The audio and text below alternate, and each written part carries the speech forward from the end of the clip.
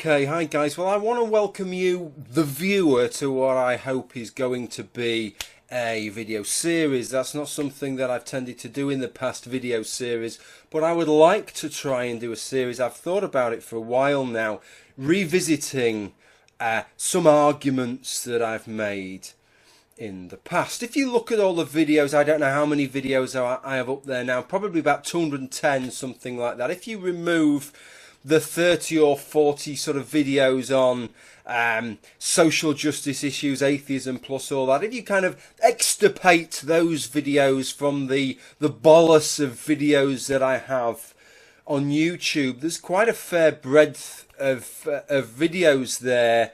Quite proud of it, really, because it deals with such a, I think, diverse range of subjects relating to theism and atheism from philosophical, scientific, cultural perspectives. And so what I want to do is to revisit some of those ideas, revisit some of the arguments or discussions that I've had. So that includes me kind of retelling the argument that I've made, yes, but then I'm revisiting it. So what I want to do is look at some particular response that I kept getting to that argument and give some commentary on that. It's a kind of excuse to revisit what were good arguments or interesting points in the first place, but just to flesh them out, just to add another little veneer on the top. So let's get started then, shall we? Okay, so I'm going to take you back on this first one, way back now to 2008. Absolutely, I mean, in geological terms, it's not a long time ago, I accept that. Not many mountain ranges have come up in the intervening period, I accept that much. But in sort of internet YouTube time, it's a long time ago. 2008, I think, in a series called something like Tough Religious Questions, I think is where I first started talking about this particular one, and it's one that everybody's heard of. It didn't matter whether you've heard me talk about it or anybody else, but it's this idea that God created the world. This is the argument. Well, God created the world so that he can do with it as he sees fit. And this is usually used by religious people to explain sometimes bad things. How can God, why does God this? Why does God do that? How can he send people to hell? All kinds of things like that. And they say, well, God created us so he can do what he wants with us. Now, it's interesting whenever you hear an argument to think, what is this argument appealing to? Because every kind of argument that somebody makes appeals to something, doesn't it? It might be some kind of evidential argument or a scientific argument. Something might be cited along those lines. It could be a philosophical argument. There could be some kind of logic that is underpinning the argument, which might be spelt out, or it might be left for us to look at the logic that underpins the argument. I propose to you, in this case, neither of those is true. This is kind of expected to be an intuitive argument. When somebody says to you, well, God created the universe, so he owns the universe, he can do with it as he wishes. That's supposed to appeal to us on an intuitive level, that we're supposed to think, okay, well, let's think, yeah, that does seem about right. If I own something, if I buy a car and I want to smash it up, I suggest if anybody does this, let the police know first, otherwise there can be problems with presumed insurance fraud. But if you buy a car, you can smash that car to smithereens, no problem. It's your car, it's your property. And so it is if you make something, it's up to you if you want to destroy it.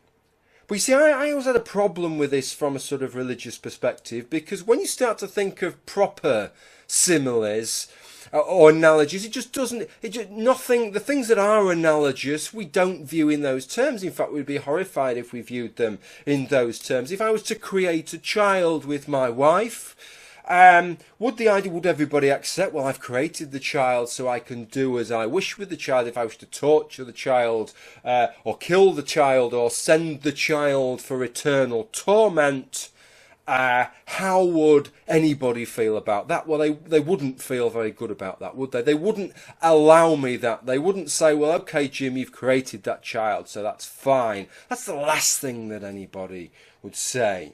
And it's the same thing. Let's take it on a stage further, because we're not just talking about creating a child through an act of conception. We're talking about creating a universe.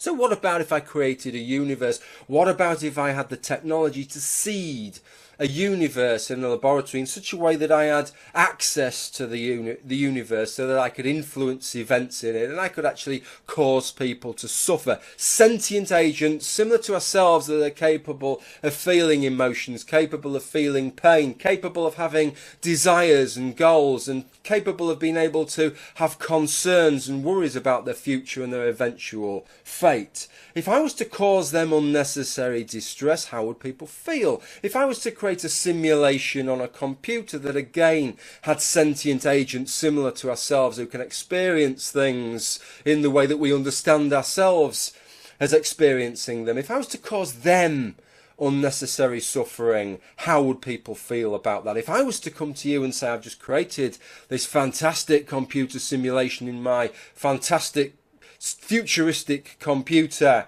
and it's got genuine artificial intelligences in there and I've been torturing them all week, they're really, really unhappy, really, really depressed, some of them are writhing about in virtual agony. What would you say to me? Would you say to me, well, you know, Jim, you've created this universe. That's fine. That's absolutely fine. You can do what the fuck you like with these sentient agents you've created. There's no responsibility. There's no burden on you to treat them with a modicum of decency. Fuck that. You've created them. You can do whatever you like. Well, that was the problem that I had with this Christian argument. So what was the response that I got? Well, the responses that I've had the several times that I've made that argument generally run along the same lines, and that is that any act of creation that I do is not similar to any act of creation God does.